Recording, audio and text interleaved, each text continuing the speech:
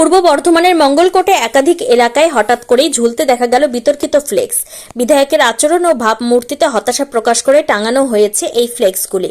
সেখানে রাজ্যের মুখ্যমন্ত্রী মমতা বন্দ্যোপাধ্যায় ও সাংসদ অভিষেক বন্দ্যোপাধ্যায়ের ছবিও ব্যবহার করা হয়েছে। পাশাপাশি এলাকায় স্বচ্ছ ভাবমূর্তির প্রার্থীর দাবি তোলা হয়েছে। ঘটনাকে কেন্দ্র করে ব্যাপক চাঞ্চল্য ছড়িয়েছে এলাকা জুড়ে। জানা গিয়েছে, পশ্চিম মঙ্গলকোটের কাশিমনগর, পালিগ্রাম ও চানক সহ একাধিক এলাকায় এই ফ্লেক্স টাঙানো হয়েছে। কে বা কারা এই ফ্লেক্স লাগিয়েছে তা এখনো স্পষ্ট নয়। তবে ঘটনাকে ঘিরে শুরু হয়েছে রাজনৈতিক চাপানোউতার। জেলা তৃণমূল কংগ্রেস সভাপতি রবীন্দ্রনাথ চট্টোপাধ্যায় দাবি করেছেন, এই ফ্লেক্স টাঙানোর পেছনে বিজেপি কর্মীদের হাত রয়েছে। তার কথায় দলের মধ্যে কোনো গোষ্ঠীদ্বন্দ্ব নেই, পরিকল্পিতভাবে বিভ্রান্তি ছড়াতে এই কাজ করা হয়েছে। বিষয়টি নিয়ে পুলিশে অভিযোগ দায়ের করা হবে বলেও জানান তিনি। অন্যদিকে মঙ্গলকোটের বিজেপি নেতা রানা প্রতাপ গোস্বামী এই অভিযোগ অস্বীকার করেছেন।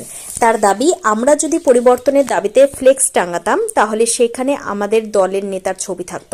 এটা তৃণমূলের গোষ্ঠীদ্বন্দ্বের ফল। টাকার ভাগ বাটোয়ারার গন্ডগোল থেকে এই ঘটনা। ফ্লেক্স কাণ্ড ঘিরে রাজনৈতিক মহলে জোর চর্চা শুরু হয়েছে। কে বা কারা এর নেপথ্যে তা নিয়ে ধোঁয়াশা থাকলেও স্পষ্ট যে মঙ্গলকোটের রাজনীতিতে নতুন করে উত্তাপ ছড়িয়েছে এই ঘটনায়। এখন দেখার প্রশাসনিক পদক্ষেপ ও রাজনৈতিক প্রতিক্রিয়ার পরিস্থিতি কোন দিকে মোড় নেয়। কাটোয়া থেকে শঙ্কু কর্মকারের report, crime press, Bengal news. এটা বিজেপির কারসাজি, বিজেপির একটা চাতুরি। প্রকৃতপক্ষে মঙ্গলকোটে তৃণমূল কংগ্রেস ঐক্যবদ্ধ, সেটাকে বিভক্ত দেখিয়ে মানুষকে বিভ্রান্ত করার চেষ্টা।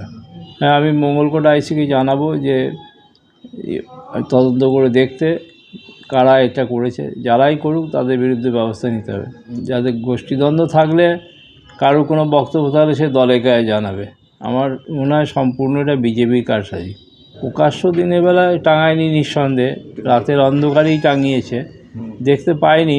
তবে নিঃসন্দেহে দোষী ধরা পড়বে, জানা যাবে কারা করেছে। আমার সঙ্গে কোনো কথা হয়নি। দলীয় স্তরে আমরাও তদন্ত করে দেখব এবং আমরা নিশ্চিত যে এটা বিজেপি করেছে। প্রথমত হচ্ছে, আপনারা দেখুন, আমরা যদি করি, যদি বিজেপির এটা কাজ হয়, তাহলে আমরা মমতা ব্যানার্জি, অভিষেক বন্দ্যোপাধ্যায় ছবি কেন লাগাতে যাব? আমরা তো মোদিজির ছবি লাগাবো, আমরা পদ্মফুলের সিম্বল দেবো।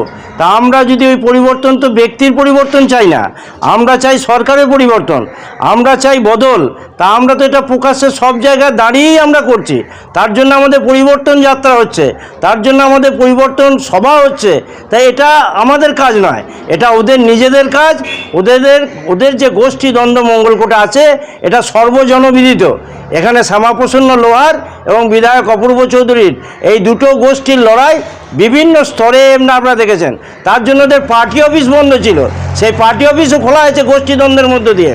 তাই আমাদের লড়াই ওই জায়গায় দাঁড়িয়ে নয়, আমাদের লড়াইয়ের জায়গায় দাঁড়িয়ে আমরা সরকার পরিবর্তনের লড়াই আমরা করতে চাই।